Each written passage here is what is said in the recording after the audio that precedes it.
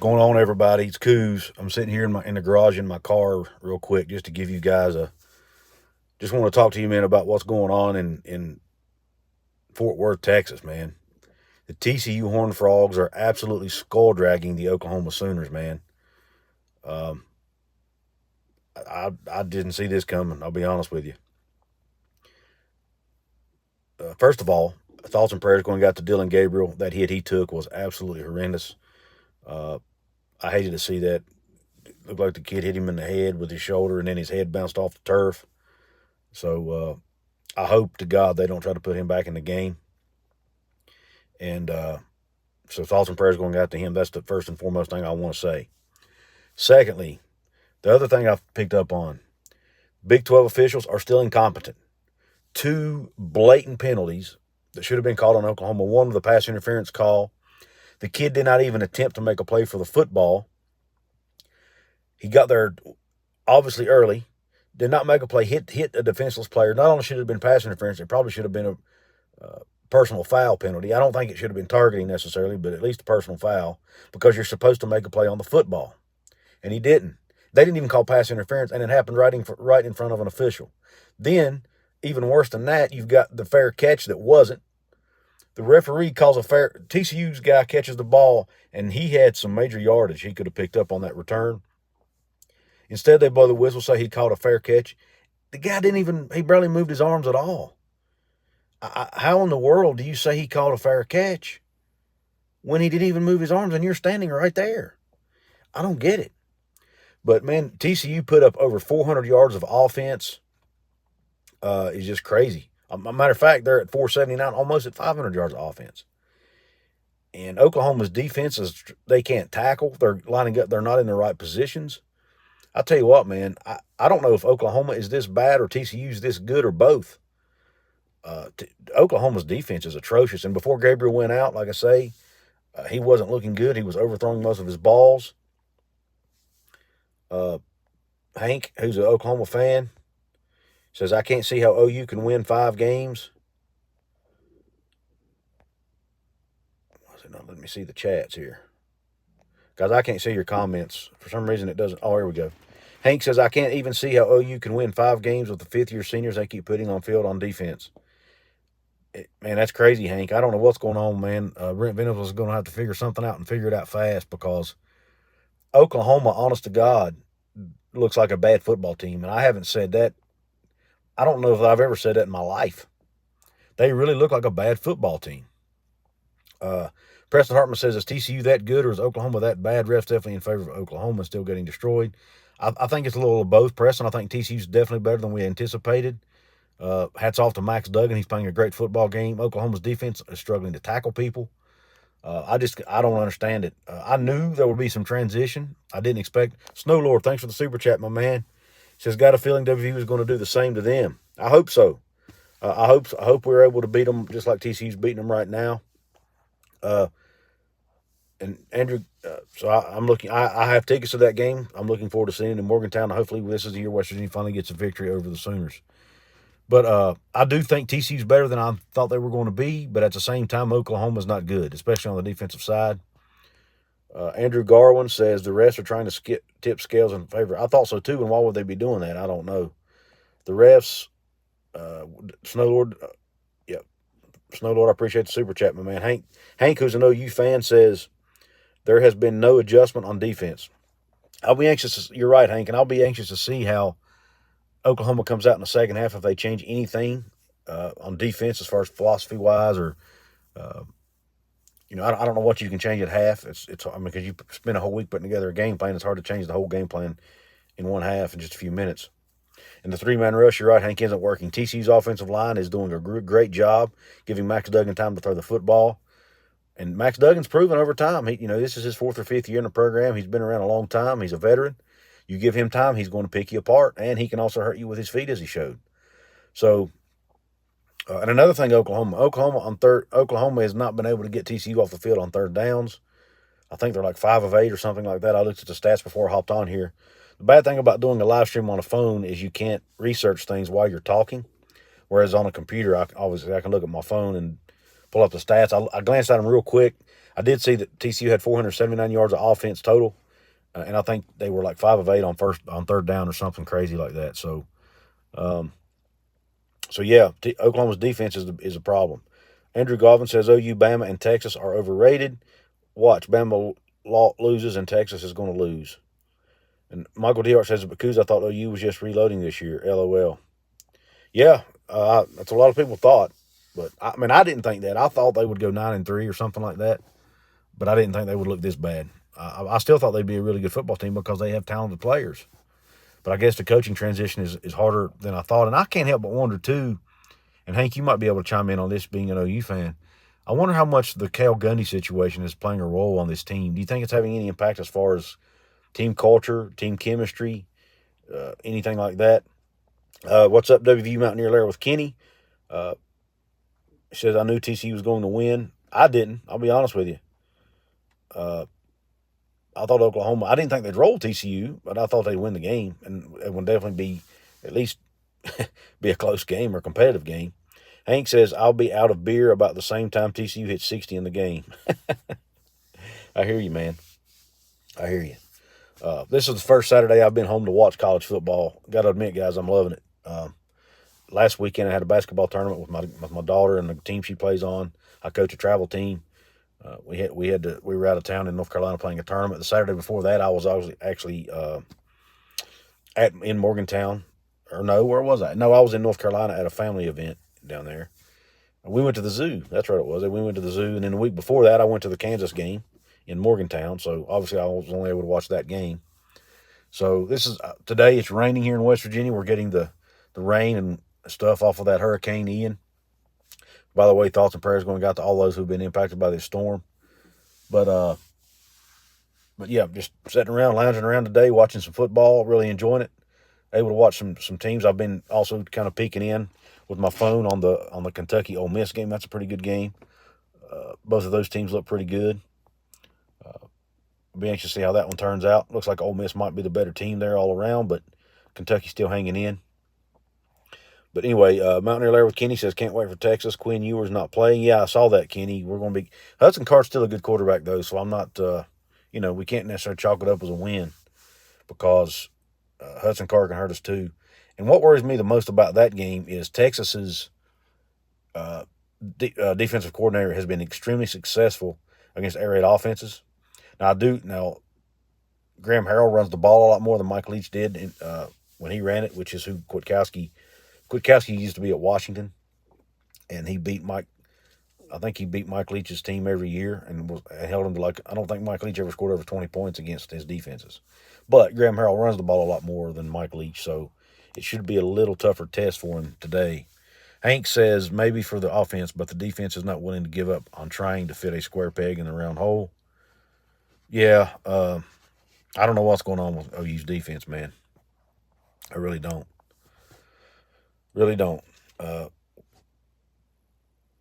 Mountaineer Larry Kenny says we start Jacoby Spells will be the difference. Is he starting today? I haven't seen that. My understanding is that Ajayi and McCormick were still starting. But I could be wrong. Matthew Swanson says OU out here guarding ghosts. Yeah, you got that right. Jeffrey Foster, thanks for the super chat, my brother. He says, where in West Virginia are you from? I'm from the southern tip of the state, man. Mercer County is where I live. B. Jones says we got to get pressure on their quarterback. Yeah, we do, and I think we can. That being said, though, they've went against Alabama and Will Anderson and Dallas Turner, and they were able to hold them guys off and give Ewers time to throw the ball against them. So it'll definitely be a tough test for the Mountaineers. Swanson says Ajayi is starting according to the depth chart. Yeah, that's what I was seeing too, Swanson. But I do think Jacoby Spells is going to get a lot of playing time today because he is showing some flashes. Now, he's still a freshman. He's going to make some mistakes. But obviously, he's also shown the ability to make a play as well. So I definitely think he's going to see more time. As a matter of fact, Coach Brown said as much in his press conference earlier in the week that he will see more PT today, even if he doesn't start. Mountaineer Larry Kenny says, I went to DuPont, which is Riverside now. Yeah, I know where that's at, Mountaineer Larry Kenny. I actually travel that area for work occasionally. And I know exactly where Riverside High School is, right next to the railroad tracks, near Walmart there in, I call it Bell. I guess it's called Bell. But yeah, once again, thanks to Jeffrey Foster and Snowlord99 for the super chats, guys. I really appreciate your support there. Definitely makes it a lot easier for me to see these chats on my phone if you drop that super chat, because it highlights it for me, lights it up, makes it more visible. College football, man, the Big 12 is wide freaking open, man. It's going to be an exciting season. This Baylor Oklahoma State game is going to be big today. Heck, the Kansas Iowa State game is going to be big today. All games that could play a role in Big 12 title. Hey, Snow Lord, thanks, my brother. $9.99 super chat. Hats off to you, my friend. Says, do you think the refs will be bad when WU plays Texas today? If you remember last time when WU played Texas in Austin, the refs didn't call that pass interference at the end of the game. Yeah, Snow Lord, I do think they'll be bad, so West Virginia's probably going to have to overcome some of that. It's called home field advantage for a reason, I guess. I'm not going to sit here and say the refs were blatantly cheating, but I tell you what, man, they're incompetent. Let's just put it that way. Big 12 officials are incompetent. And I don't want to sound like a whiner, but West Virginia does seem to always end up on the wrong side of calls like that. So we may have to overcome some of that kind of stuff tonight, again, in Austin. Me and my buddy Dan was actually talking about that earlier today, how, we may have to overcome bad officiating tonight as well. Jeffrey Foster, thanks for the super chat, my brother. $4.99 says that's about an hour and a half from my family in Greenbrier County. Thanks, man. Yeah, I know I actually have family in Greenbrier County as well. My wife's aunt lives up there.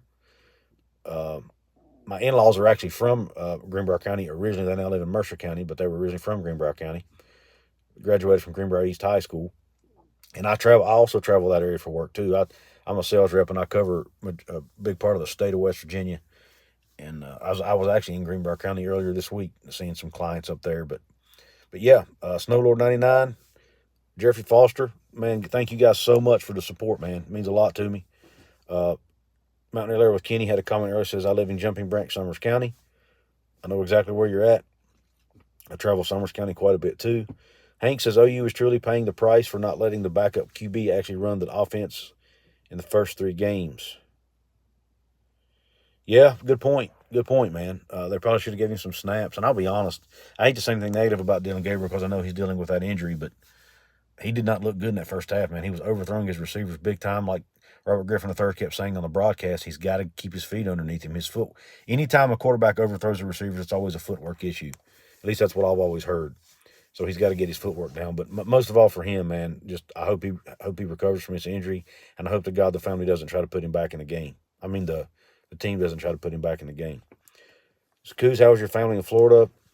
Yeah, man, they lost. Hey, Nick D, thanks, man. Thanks for hopping on. I think my niece lost pretty much everything. Their house was pretty much destroyed. I don't know if it's a total loss. It might be able to be repaired, but it's going to take months and a lot of money and a lot of work to repair it. I'm hoping they can get some assistance. I'm assuming they'll be able to from FEMA or whoever. But it was almost a total loss of their home. My sister came out of it okay. All she had was some minor flood damage, thankfully. My ex-brother-in-law, he come out of it okay. I think he made some pretty sufficient preparations before the storm hit and was able to get through it okay. And then haven't heard about my nephew. My nephew's kind of keeps to himself. He doesn't communicate with family a whole lot, so I'm not sure. I haven't heard anything from him. But yeah, everybody's safe though, which is the main thing. Everybody's safe. The biggest issue was just my niece, who, by the way, just had a baby like 2 weeks ago. So she has a newborn baby in the home, and so she's extremely heartbroken because the baby's nursery got destroyed in the storm. But at the end of the day, that's all that stuff can be replaced, and they're okay. So that's the main thing. Nitro 98, thanks for hopping on. He says OU football is dying, losing season 22. I feel sick. Maybe not, Nitro. It's a long season ahead of you, my man. Maybe Brent can get this thing fixed. Nick says, I'm sorry to hear about what happened to your family with the storm. I hope everything works out. That storm it was crazy, man. Absolutely crazy. But yeah, thanks for sending kind words and thoughts, man. FEMA will get them money for the loss, but it's when they get it. Exactly, Kenny. Really enjoyed your show, Coos. I think CJ and Justin Johnson are going to have a big day today. Let's go Mountaineers. I hope so, man. We're going to have to run the ball well because that Texas defense is they predicate themselves on not allowing anything over the top, not a lot of big plays, and I think JT's going to have to work a lot of underneath stuff, and then also a lot of the run game is going to have to be good for us to win this game. Lord Raiden, thanks for hopping on, man. He says, remember all the OU morons talking about how OU was back and they are glad Riley was gone? Yeah, they were. Not, but hey, I kind of agreed with them to an extent. I thought BV, and I still think BV is going to be a good coach, man. Anytime a coach comes into a new program, especially a coach that has a completely different way of doing things, um, there's going to be a transition period, man. So I didn't expect Oklahoma to win the Big 12 this year. I expect them to win about 9 games. Now it looks to me like they may struggle to win 9. I still think they can have a winning season, and they can turn this thing around. And maybe TCU's just a heck of a team, man. Maybe TCU's just really, really good this year. Verdict's still out on that, so there's still a lot of football left to be played, not only in this game but for the rest of the season. So OU still has time to turn it around. Nick says Iowa finally scored, and Nick says no, it's at the 1. If Iowa scores, man, their fan base will go nuts. But once again, shout out to Jeffrey Foster and Snowlord 1999 for the super chats, guys. Can't thank you enough for that. Really means a lot to me that you guys pay your hard-earned money to listen to me talk football, and also for all you guys who just hop on here and support me that way. That means a lot too. Just an old country boy from West Virginia who loves the game and tries to share it with you guys. Lord Raiden says running the ball is like body shots in boxing. They build up. Don't see it in the first half or even 3 quarters. But toward the end, you break the defense's will. That's right. And that's what happened with Virginia Tech last week. That's how West Virginia was able to kind of break their back. They just kept running it and running it and running it. And finally, the Virginia Tech defense got worn down. And that's what Texas's defense has been prone to do at times, too. They can get worn down because that's what happened. Their offense has a tendency to score so quickly, and they make a lot of big plays.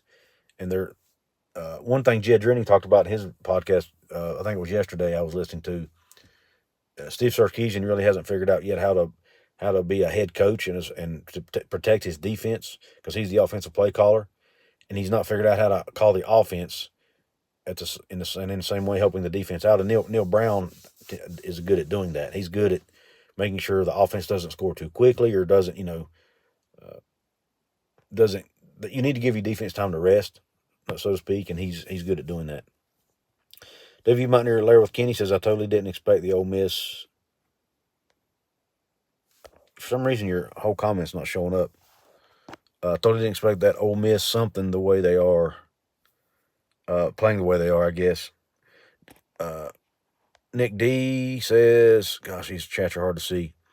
Kentucky 19, Ole Miss 22, heading into the 4th. I'm going to have to get back to watching this game. Going to be a good finish. Lord Raiden says, I wasn't sold on Kentucky. They may finally be crashing to reality. Snowlord 99 says, horns down. Well, guys, look, I'm going to jump off of here, get back to watching some football. Just want to hop on here, kind of give my quick thoughts on what the heck's going on in Fort Worth. Sorry for all the OU fans. I know they're probably heartbroken right now. And conversely, congrats to TCU fans. I'm sure you're feeling good right now, but there's still a whole half of football left to play, and anything can happen. We know how crazy this game is. That's why we love it. So anyway, signing off. I'll hopefully catch you guys later, maybe at some point today, if I'm able to do this again during the West Virginia game. So anyway, take care, guys. Q Country Roads.